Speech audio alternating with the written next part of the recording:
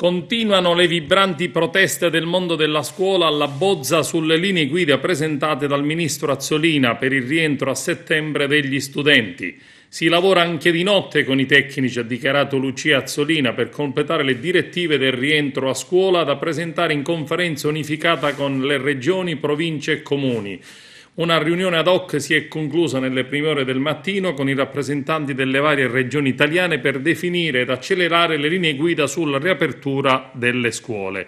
Intanto si allarga la protesta di presidi, insegnanti, genitori e sindacati già sul piede di guerra.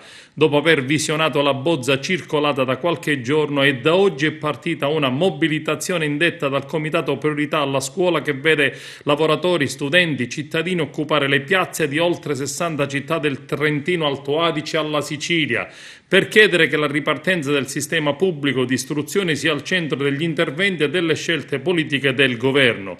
Si chiedono adeguati finanziamenti per le scuole che assicurino una tranquilla ed ordinata ripartenza e meno responsabilità sui dirigenti scolastici in caso di possibile contagio. Non è possibile, dichiara il comitato di presidi, scaricare le responsabilità sui dirigenti senza ricevere risorse adeguate per mettere in sicurezza alunni e docenti. Vedremo intanto cosa succederà nelle prossime ore e come si risolverà il piano della scuola con il governo e gli enti locali.